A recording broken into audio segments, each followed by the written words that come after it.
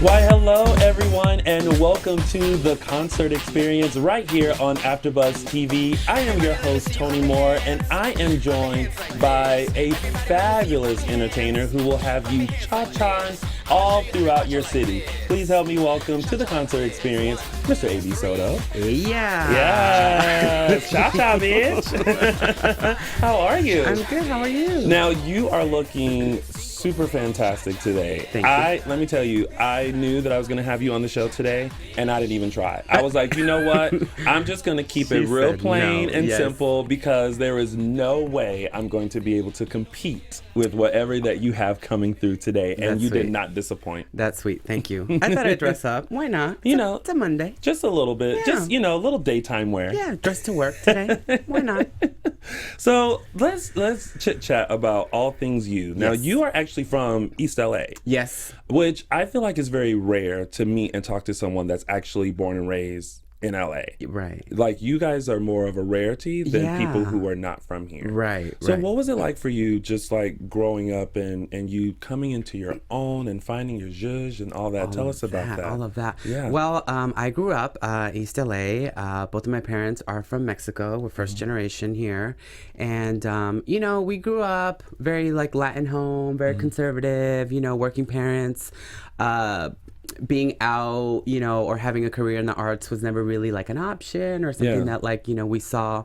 We were just like too busy like living and surviving, right? Yeah. So, but she found her way, and she Yes. listened to music, and Yeah. she would sing and dance in her bedroom. Yes. And I eventually decided to go to fashion school right out of after high school, and then stopped doing that. I felt this like urge to dance, and so I went to an audition and took classes and got signed by an agency, and I was dancing, and before you know it, I was writing music, and decided to just kind of like throw caution to the wind and just pursue what I ultimately wanted to do, which is to sing and dance and act and be the cha-cha bitch that she is. I see it. I feel like we have such a parallel life, because I know when I was younger, I actually wanted to be a singer and a dancer, and I used to put on a concert for my family. So for any reason. Yes. Earth Day, I was performing. Okay. Yes. Any chance. Yeah, and I don't know, it's just like, it's so, ingrained in you, I think, and you don't discover it until later, because I know I didn't discover my love for the arts until later, but being a male, it was just kind of like, no, Right. you can't do that. Right. You know right. what I mean? But now it's just kind of like, go at it. Yeah. And it always felt for me like, now that I look back at it, like it, until this day, it's like this urge, like to give birth to something you just kind of have to like let out of you. Yeah. And I remember now looking back at like my childhood, I was performing at every little single chance I could. Yeah. And my dad would even actually give me the opportunity to like clear the living room. And I would say, Dad, I need an hour. He's like, are you going to perform? And I was like, yes. So I would put MTV on, put music on, and he would go outside and do yard work or go to the gym, whatever. And he would allow me that space. And now, like, I took it for granted at that time, but now it was just such a beautiful thing that my dad was doing for me. And I guess in his own little way was his way of accepting me as a whole and saying, all right, son, do your thing. Do your thing. I don't know what the hell you're doing in there. But But do you. do you. Yeah. And I'm doing me. So, And did you find it hard, like, growing up, and eventually, we all find ourselves and discover our sexualities and all that kind of stuff. Was it tough for you, like, growing up and discovering, like, who you are so that you can present us with this fabulousness that we have now? It was, it was, like, I guess I would get picked on in school, and I bullied is the word, if you will. But it never really... I don't know. I always had a really strong sense of self. I was always very introverted. I was always an older soul. And so I kind of just like, I couldn't wait to graduate and just get out of high school and junior high and everything like that. I didn't come out to my family until I was 16. And when I came out, it was just like a matter of fact. It was just like, hey, like, I want you to meet my boyfriend. And so it was never really like, I'm out, like a huge thing, get the family together. So they were just kind of like, okay, let's just take it in, keep it moving. At 16, you were fast. I was a hey girl, like, you know. And it was actually a really sad time in my life because it was the night that my dad passed away. Oh, no. And I needed my boyfriend at the time to come be with me to, you know, my brother was there, he had his girlfriend, my mom was there and she had her boyfriend. And I was just sitting there like, and we were all kind of mourning the loss of my dad. It was more like a shock that night. And so I kind of needed someone to be there with me. So I said, hey, my boyfriend's coming over, I want you guys to meet him. And I pulled my mom aside and I was like, I don't want anything to change between us, blah, blah. And she's like, no, if anything, I love you more. And my brother kind of took it a certain way. It was just very like hush hush. But it was fine and I just lived my life. And it wasn't like I changed who I was or how I acted. I was always just very comfortable the way I spoke and the way I dyed my hair. It was just very that, you know? So after that moment, everything became easy for me because it was like, okay, I lost my dad today. I just came out. Like, what else? What else? So everything after that was just like, what do I have to lose? What do I have to lose, you know? So, and then as you ventured into music, you know, was there any worry about being an openly gay artist? Were you like worried about that, or do you take the bull by the horn and say, listen, I'm just going to do me and receive it? So like, how did that influence how you would, so LA to say this, but brand yourself, you know, as an artist? Well, I definitely didn't know that I was gonna, you know, brand myself as, you know, a gay performance artist. Not that that's how I brand myself, but I am gay and I'm a performance artist, right? So, but as I was a backup dancer and I thought that that's what I was really going to do, you know? But when I was dancing at the time, I felt like you know, I had to, even though she's very butch, she had to push it up even more to, you know, to play backup to these like female recording artists. So you were acting too. I was acting. She was really acting. And so I felt like I was waking up, going to do what I really love, like my dream, you know, pursuing my passion. But at the same time, I felt like I was killing my soul a little bit by going back into the closet. I was living my dream, pursuing my passion, but still like going back into the closet, and that kind of hurt. So I kind of reevaluated it, took some time off, and then I was just like, out of the frustration of like not going to auditions because I didn't want to shave, I didn't want to play the stereotypical Latin role, you know. And even this now is my own like fuck you to, or can we say that? Is my own. You always say it and then say, oh, I'm sorry, can we say that? How does that work? So this was like, you know, my embracing my roots and just kind of like, you know, not poking fun, but just kind of like telling Hollywood, you know, you want me to be the stereotypical Latin role? Well, I'm going to give it to you on my terms. Here it is, and take it and eat it. So it was a struggle, but I felt like I had a lot to say, and I wanted to, you know, give gay music a makeover, give gay culture a makeover, give fashion a makeover, give Hollywood a makeover, give music a makeover, you know, what it means to grow up gay in East LA, to be progressive, to listen to different genres of music, to be inspired by the world around me, you know. I wanted to put that in my work, and what comes out after putting everything in that blender is a mixture of house and R&B and pop, and I'm gay, I butch it up a little, I play with my femininity. I just embrace who I am, and I just want to be comfortable in that, to inspire other people and to just kind of change this archaic stereotype of what it means to be Latin in the entertainment industry, you know? And that is very inspiring, especially, you know, to let this generation know that it is okay to be yourself, and it is okay to embrace yourself. And, you know, if you're butch, be butch. If you're femme, be femme. Just be you. At if the you're end both, of the day. be both. Be both. Exactly. Who are some of your musical influences? Let's see. Well, I love a lot of 90s house. Anything that came out of the 90s. Pop, R&B, even country. Like anything from the 90s is just amazing. It was a pure time in music when things weren't really so contrived. People weren't after like selling records. They were just like making music because they loved it, and that, you know, inspired sales and records and everything like that. Now it's, you know, the game has changed. So definitely inspired by anything that happened in the 90s. I get a lot of inspiration by like activists that came before us, like the 70s era, the Castro, San Francisco, Harvey Milk, RuPaul, Andy Warhol, Basquiat. Anything that happened in the past, you know, that really inspires me. Yeah. I can sense that because when I was listening to your latest video, See Me, I was like, this is so, like, I feel like so 90s, so like in Living Color, Fly Girl. Exactly. Like, She's this is the Fly Girl, intro. You got the boots, you got everything. You about to, like, really get it. So I felt that. And, you know, the 90s is such a fun time that, like, I can sense that, like, that's where you are. But you're so fun anyway with your music and how everything is just very upbeat and very playful and everything like that.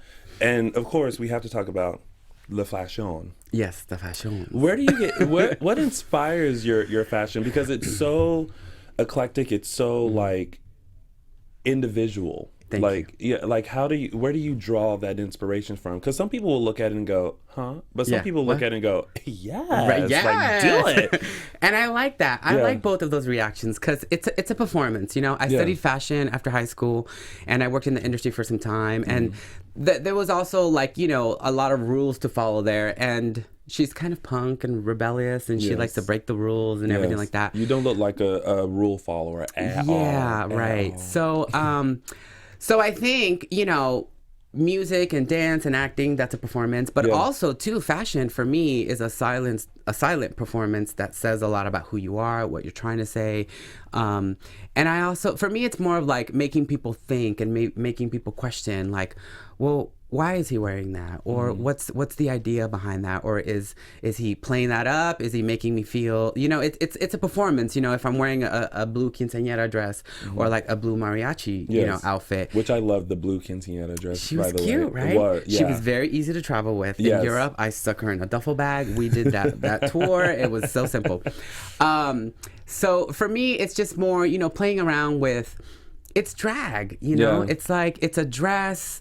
At the end of the day, it doesn't matter what I wear. If it's blue eyebrows, if it's a pink poofy dress, if it's you know, an Aztec outfit, it's just drag. It's just articles of clothing. And I think people shouldn't get so hung up on stereotypes and cliques within the gay community or just in life in general, you know?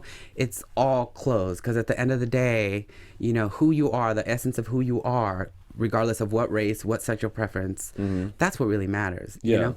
And I like to play with that. Yeah, I can tell. I like to confuse people and like to, you know, get them aroused and then turn them off and piss them off and then just kind of have them just be like, oh, that was cute. I remember a few years ago when we were at the World of Wonder Christmas party and you came in with the blue quinceanera dress and I was like, I live. This girl, right? I live. You twirled all throughout that party, and I was like, I love it. I was like, you do you. Yes. With a little paper crown, a little yellow paper crown. Everything. That paper crown, by the way, so that, I was living in New York at the time, and I had this idea for a crown, and I wanted it to look very crafty and inspired by Basquiat, but like make it kind of like, you know, butch queen, like up in pumps at a ball. So I walked my little butt to the Walgreens across the street, and I got me that dollar paper crown, and I marked a lot, you know, made the little outline, and that became a thing. I wore that for a couple of years, and every time, because I would sweat a lot after every show, so I would have to get a new one every single day. But now it's become like a Halloween costume. People on Instagram, they do the AB Soto like crown. Just a little fun fact. Just a little fun. I love that. Yeah, the crown. You got people doing crowns. You got people crowns, cha-cha. Brows, you are cha-cha, a trendsetter. I try. You don't try. You do. You do. Thank now, you. speaking of fashion, I sort of went a little bit when I saw this. You got to work with Patricia Field. Am I not? Yes. Am I right? Yeah. Yes. And she did Sex and the City, which we all love. Amazing. Deep down inside, I'm Carrie, by the way. Who isn't, But right? although my friends remind me that I'm more Charlotte, but I'm a clean Carrie. Okay, I'm a Carrie, little Samantha. Yeah. Little Carrie. Little Carrie, little Samantha, and a Charlotte. Charlotte. Little Charlotte? Yeah. I mean, I just want to claim Carrie all the way. Right, of course. Who doesn't want to be Carrie? No one wants to be Miranda. But how was it working with such a legendary, designer, someone who is just known for fashion? Yeah. Well, they're always, all the kids that work there, everyone that comes through there is brilliant, has a vision, inspirational. I have a lot of good friends there. I go in, I try on clothes. It's just it's a party, Yeah. It was more than just like a retail shop or a boutique. It was just like a coffee shop. Like it had this vibe, And so I've always taken inspiration from there and worn a lot of the stuff in my videos.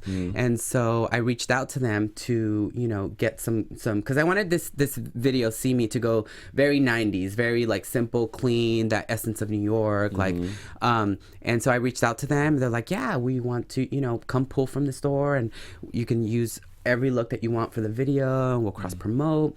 And they were so nice to me, and they let me just pull like thousands of dollars of clothes, and we styled it, me and the director Aaron Cobbett. Yes. And it came out really good. That sounds like pure heaven. Like when you're young and you go through like your parents' closet and you're like trying on their clothes, that's like an upgrade. Right. Like that's a bigger closet with like more clothes. Right. I would have said, you know what, cancel everything. Right. I'll be here all day. Right. And we were.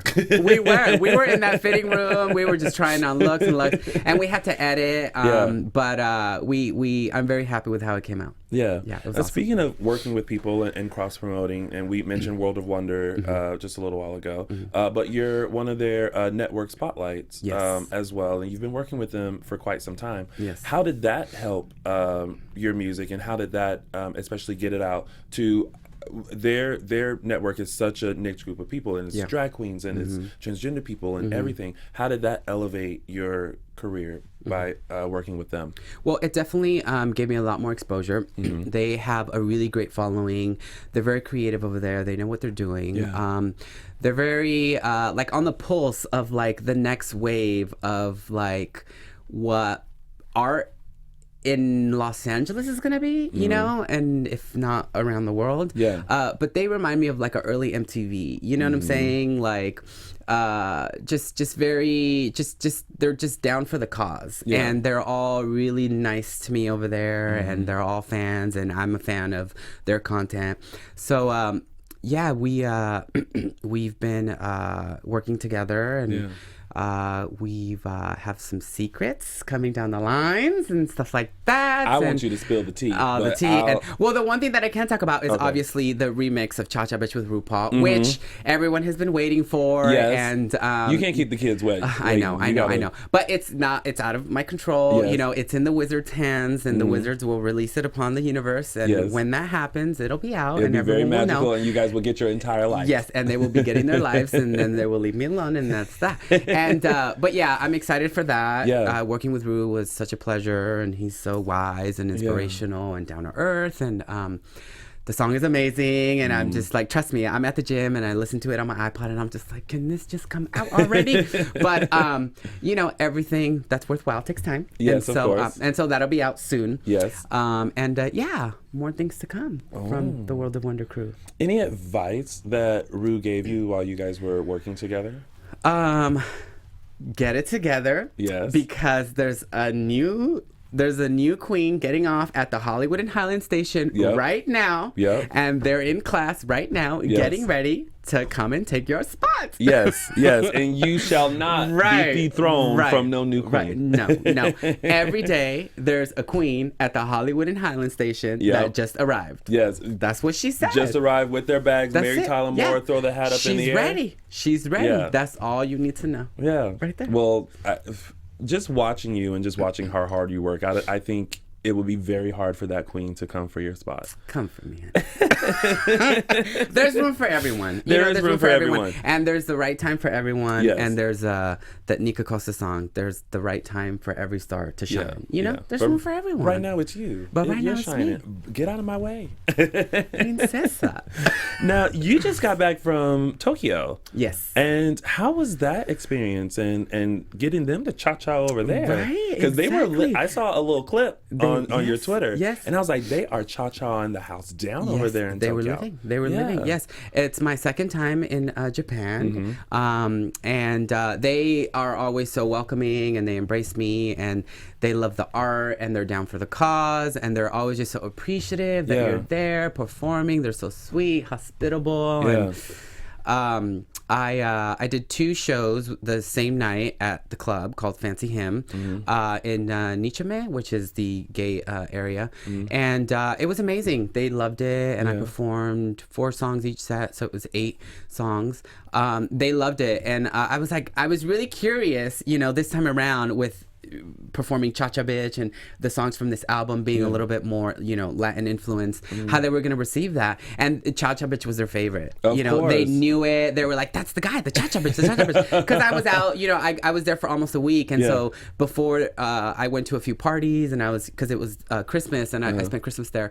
So I went to a few house parties, and they were like, the Cha-Cha Bitch guy, the Cha-Cha Bitch guy. And I was like, yes. And I was just like, I'm home, So it felt the first time I was there a couple years ago, almost 3 years ago, was, like huge culture shock. But this time it felt very homey, like obviously I'd been there before. I have friends there, dancer friends, directors, and it just felt like home. Yeah. Get it. It was good. I feel like Cha-Cha Bitch is like the Latin, like, electric slide. Yes. For us. Yes. I live for Thank all of you. that. It is like me reliving my Selena moment all over again. Right. Yes, exactly. And she'll get a new little, facelift when the remix comes out. That's right. And the kids will live. Yes. Now, let's talk about your I still call them albums. Like, is that appropriate to call them album, like the still? songs or albums? Yeah, like your records. Your records. Yeah. Records, so you have 3.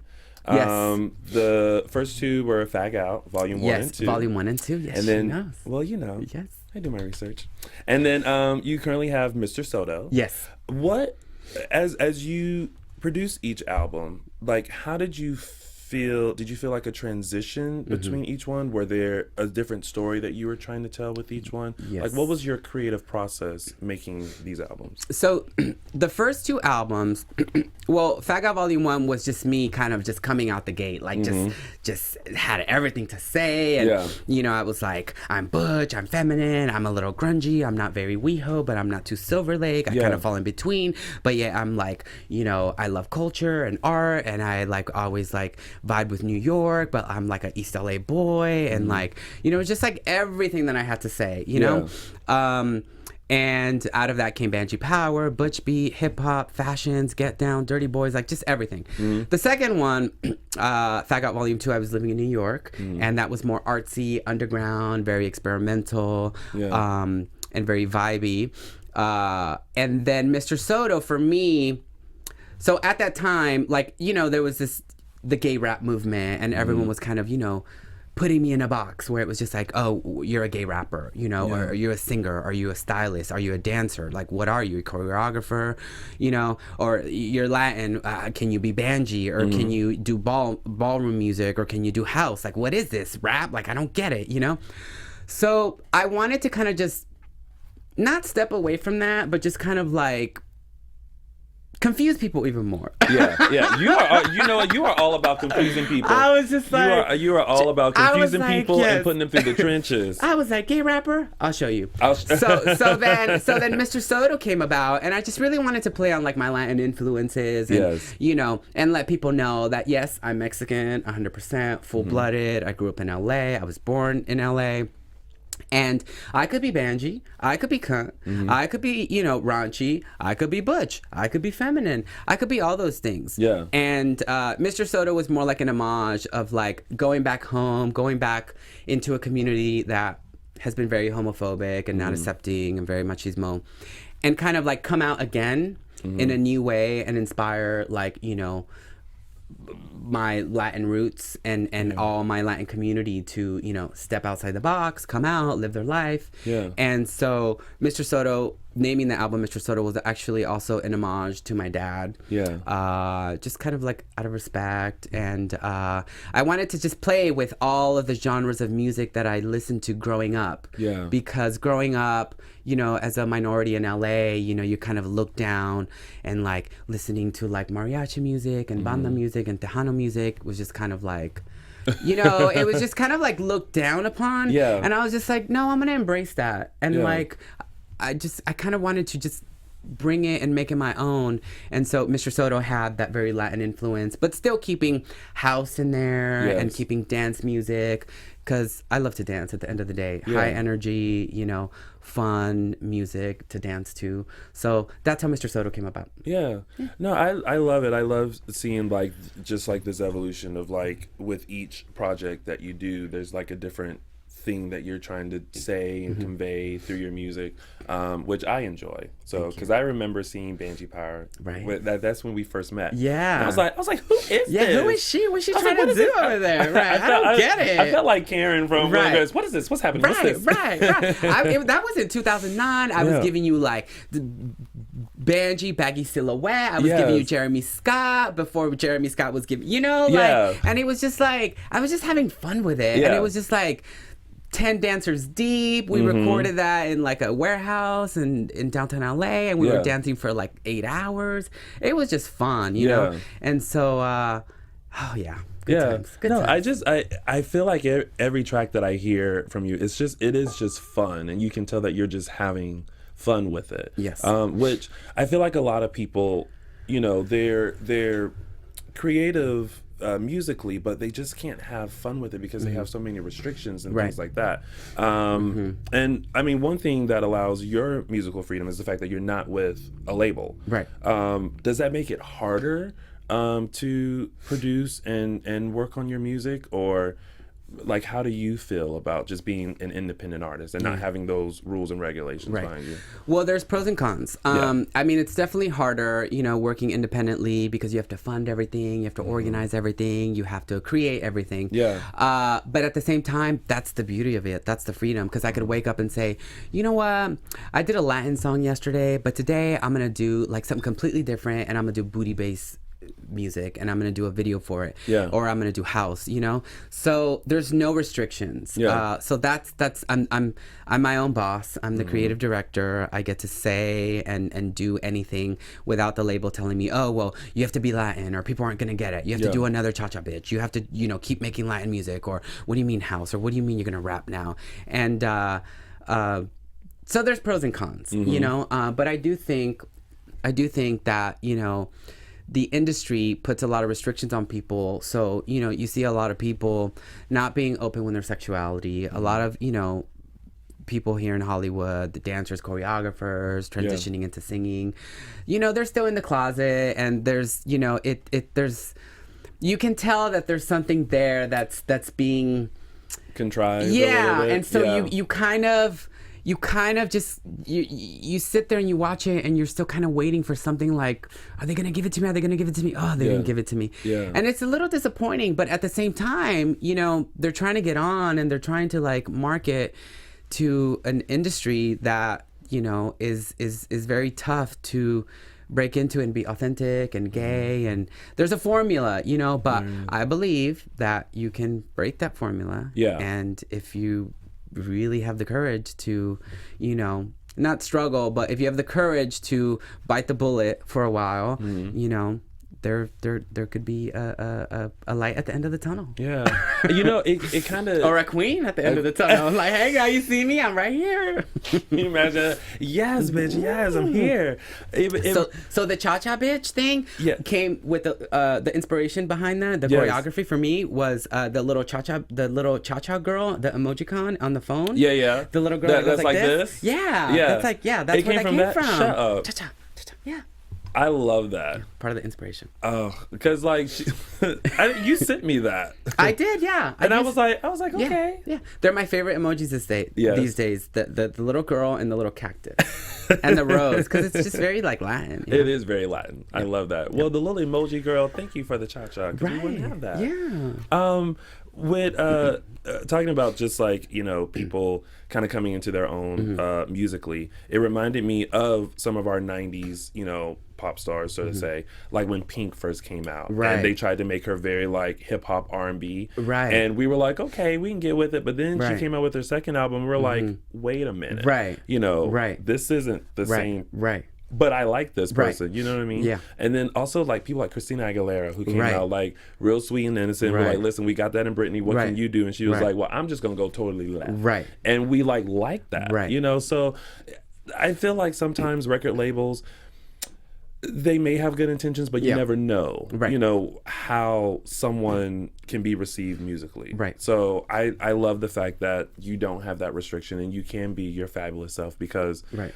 all this can't be contained in. Right. Could you imagine being signed to a label right now? They would be like, you want to wear a pink mariachi suit? Where? No. No. They would be like, get you in like a regular outfit, go over there and do press. And I would just be like a working hoe for the Right. record company. You You know? just be like a mannequin, just like, dress me up. Right. Yes. Let you me know. do it. And so, I mean, you have to play the game, and, Yeah. and there's formulas. I know that the record industry is, you know, they have to sell records and everything like that. Yeah. But, you know, everything, you know, there's a lot of people that come into the game and change it. Jennifer Yeah. Lopez changed the game. Lady for Gaga sure. changed the game. Well, first of all, J-Lo changed the game by, we were like, wait a minute. Right. You can sing? Right. Like, right. what- but Yeah. you- Yeah.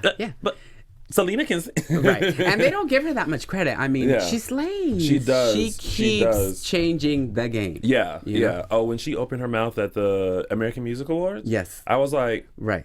Exactly. Is that you, girl? oh. Yeah. I was like, that's, She don't that's not a play. track? She don't play. Yeah. They hate, but she don't play. She doesn't. Yeah. She doesn't. And you don't either. Like, you are really like full force and throttle with your music and stuff. And I appreciate that. And I hope that you. people are continuing to be inspired just to be themselves and be their authentic self. And do you, and you'll have fun doing it. Right. And everything else will come from that. Right. And I think that's why I work so hard, because I'm just having a good time. I Yeah. love what I do.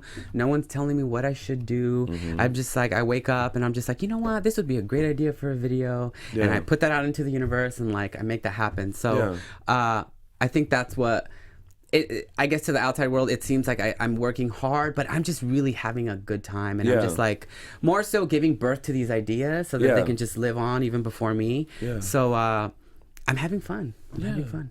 Now, out of all of the songs that you have written, like, what's one that's like really personal to you? If you can choose one. I feel like that's always such a tough question. It's always like, Yeah. which one's your favorite one? Right, It's like 'cause they're all on. That's yeah. why they made the album. Right, they're all like my babies. Yeah. I would say Fashions is one that just kind of encompasses like the aura, the energy of like the flavor of what I am about. Mm-hmm. But then See Me is like is deeper, like on a more like intimate level, Yeah. you know, for like people to get to know me like behind the drag and like, Yeah. you know, who I really am as a person and things like that. So I would say Fashions and See Me. Okay. Yeah. Now, what's coming up for you? Because, I mean, we just got into 2016. Right. And I know that you have a lot coming up. Yes. Some you can mention, some you can't. Right. But what is coming up? What's next for you? So there's definitely going to be a proper tour coming this year, probably March, April, something like that. More music videos. Yes. I'm going to release some stuff soon, because that can change, and then I always get like, you know, people are like, well, you said a week, you said a month, and then it doesn't come out, you know.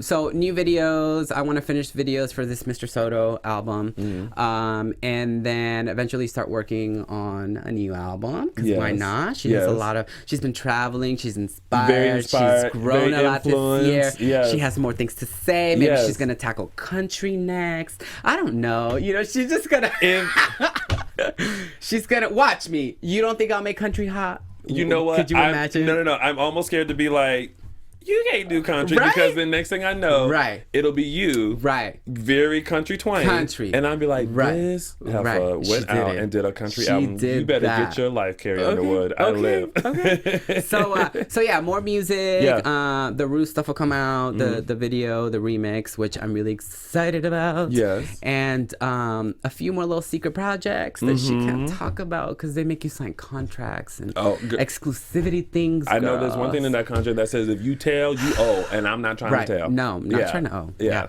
So yeah. Touring, new videos, music, shows, girl, shows. Is there anything else that you want to do outside of music? Like, because a lot of people come in and they're like, yeah, I want to do music. I eventually want to have my own line. I want to do this, that.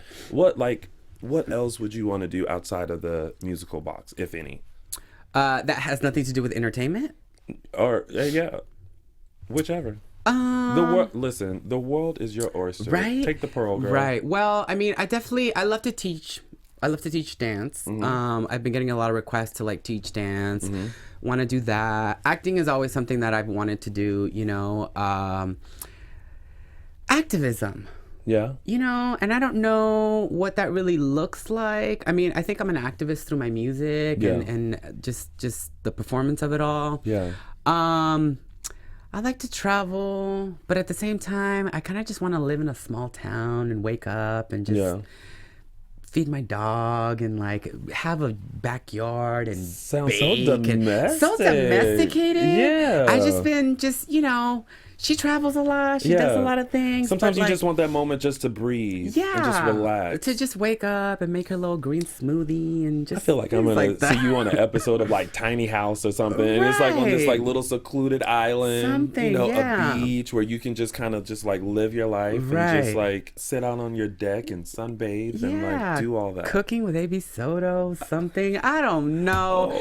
I want it all. Yeah. I want it all. Yeah, we all do. Yeah. We all do. But the great thing about it is that you can have it all. As long as you continue working hard and doing you. Right. You can have everything. Yes. Opulence. Yes, she is everything. She owns it. Everything. Yes, girl. Yes. Exactly. Well, before we have to wrap things up, I want people to be able to connect with you and to find out where you're going and all the things that are happening with you. Yes. So let the children know where they can find you via social media. Yes. My website is absoto.com. Instagram, because she's very popular on Instagram these days. Yes. AB Soto. Twitter is AB Soto Music. And what else? Oh, Facebook. There's a Facebook music page. She's got a personal page. Yes. Find me there. And YouTube. Subscribe on YouTube, AB Soto. Yes. Oh, well, thank you, AB, for coming in and cha-chaing with me and kikiing and having a great time. Thank you. Thanks for having me. No problem. And I wish you much, much success in 2016. And it's going to be just as amazing as the other years. Thank you. Likewise. Thank you. Thank you. Yay. And thank you guys for tuning in to the concert experience with the one and only, the fabulous Mr. AB Soto. I've been your host, Tony Moore. You can find me on all social media platforms at Lounging with Tony or my website, loungingwithtony.com. We're going to leave this with you. This is See Me by the one and only Mr. AB Soto. We'll see you next time. Have a wonderful day. Cha-cha, bitch. Let you see me. I'm gonna let you see me. I'm gonna let you. From executive producers Maria Menounos, Kevin Undergaro, Phil Svitek, and the entire AfterBuzz TV staff, we would like to thank you for listening to the AfterBuzz TV network. To watch or listen to other after shows and post comments or questions, be sure to visit AfterBuzzTV.com. I'm Sir Richard Wentworth, and this has been a presentation of AfterBuzz TV. The views expressed herein are those of the hosts only and do not necessarily reflect the views of AfterBuzz TV or its owners or principals.